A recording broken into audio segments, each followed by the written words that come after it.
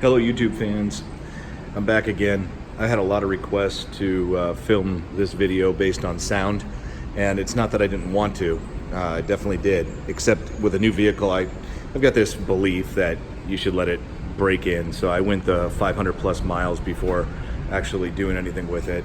So here we are, we're past the break-in period. I'm back from my travel, so we're gonna go ahead and we're gonna start it up for the first time. And this is cold, it hasn't been moved, so we're gonna go ahead and start it up and see how it sounds.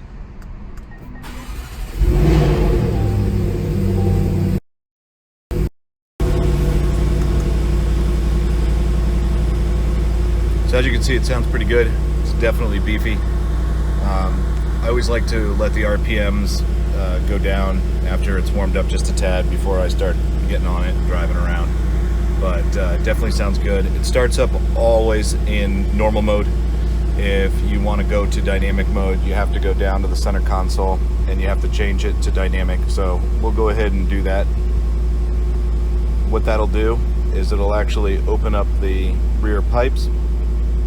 And then I know that a lot of people like to save some fuel by letting it go into to basically turn off whenever you get to a stoplight or something. I'm not a fan of that. I prefer to have instant access to the throttle just in case, so I always turn this off too. It's kind of my routine. I get in, I start it up, I come down here, I put it in dynamic, and I turn this so that it'll always run. And now we've gone into the dynamic mode. You can see that it's turned the dashboard red. I'll go ahead and shut the door just so you can see what the full instrument cluster looks like when it's standard.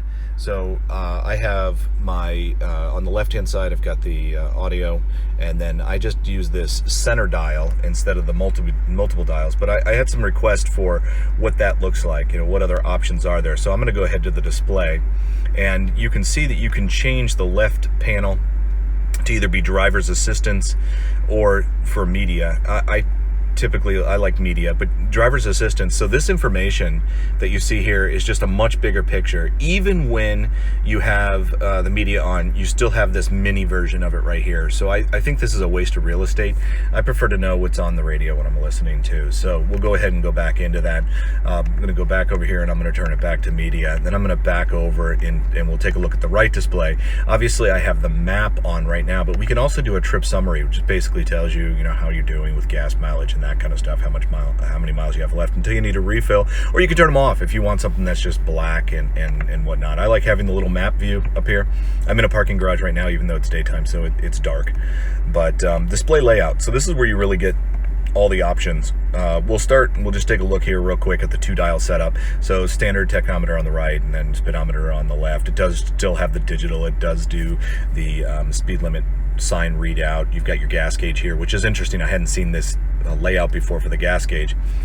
It was a little confusing at first. I had to get used to it, but it's really neat. You can see what gear you're in over on the right hand side, and of course what mode you're in. So I'm in dynamic, so you can see the little flag. If I was to take it out of dynamic, it would change. Everything would go back to blue and all that kind of stuff. So we'll just leave it in dynamic for the moment, and we're going to go back into our settings menu. And now you can see how it's in the center because obviously we have 2 split dials. But we'll go back to display layout and then we'll go down to full map. This is standard. They have this available on all the F-Paces that have this type of instrument cluster. Here is media. I thought this was pretty interesting. So I'm going to go ahead and clear this menu so that you can see. Really, you have a small amount of information over here on the left. You still get the driver's assistance. You got the speed limit signs. You know what gear you're in. You know how many miles per hour you're driving. But the rest of the entire display, it's a good amount of real estate. That's used really just for media. And I'm not a big fan of that one because I think it's a waste of space, like I said.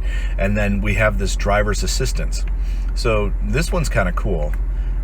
This is as if you were in the open road. I'm thinking Route 66 with the mountains in the background or something. It's kind of crazy, but it's a ton of real estate of just a nice clean display where you have your miles per hour and all that kind of stuff. Now I also have the heads-up display.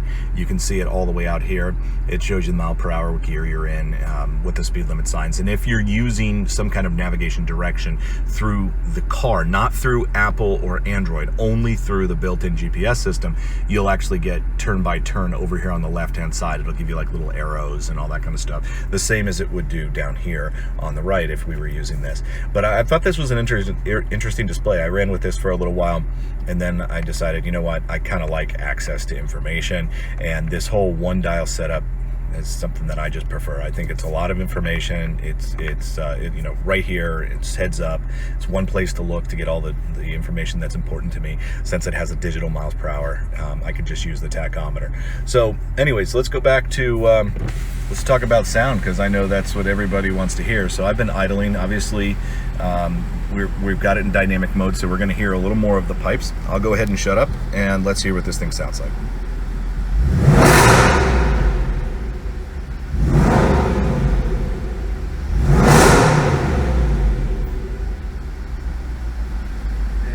Good, how are you? Good. One of our parking attendants at the building. So let's go ahead and see what that sounds like now in normal mode. We'll go ahead and put it in normal. When we go into normal, the pipes don't open. You can see that the light is off. And let's see what that sounds like at similar RPMs.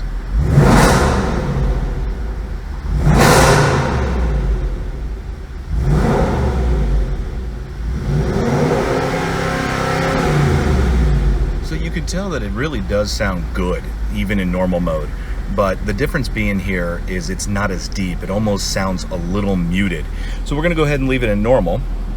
And what I'm gonna do instead is I'm gonna go ahead and just open the pipes. We haven't gone into dynamic. We're just opening the pipes, and let's see what that sounds like. Hang on, there's a car passing behind me. Let's get rid of that so we don't have that sound interference. All right, here we go. You can tell it's a lot deeper.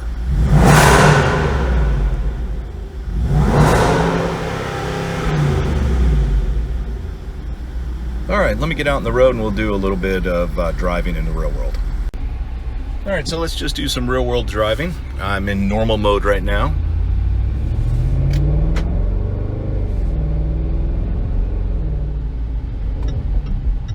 Sounds good when you release the gas. You still get that little backfire rumble that happens. I love that. Even in normal mode, you get a little bit of that. It's definitely not as predominant when you go into dynamics, and then it's even more predominant when you go into dynamic sport.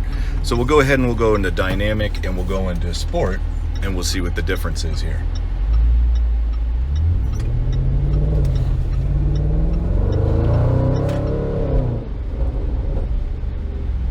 You can hear that back rumble occur as soon as you pull up your foot off the gas. It really makes a difference. See what it sounds like here in this tunnel.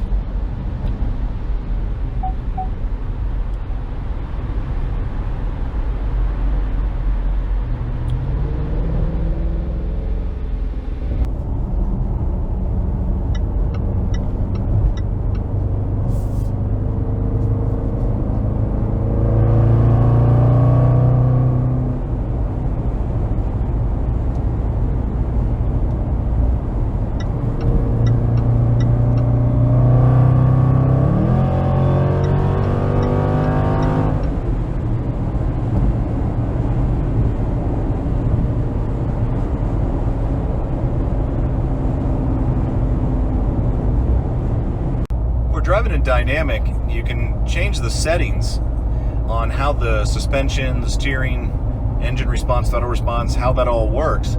And you can do that just by simply clicking on one. You can turn it off, for instance. That one now, all of a sudden, because I turned it off, now it's not going to hold the gears. And I turn it back on and downshift it immediately. And then you can do stopwatch. You got this thing where you can quickly hit that button and you can stopwatch yourself. Like, you know, how long does it take you to go from 0 to 60 or quarter mile or whatever it happens to be. And then the bottom one here, this is G's. So how are we doing with G forces? And I'm going to show you a little bit about that in a second.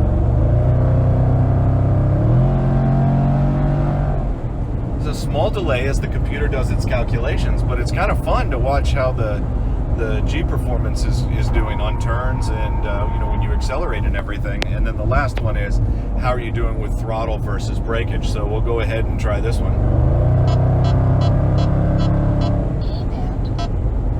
And then brake. And you can see how it tracks it. That's kind of cool. It's fun. Not that you're going to be paying attention to that while you're cruising around turns or driving aggressively, but it is kind of neat. And it tracks it. It tracks the performance and everything to see how you're doing over time. I'm going to go ahead and leave in this one.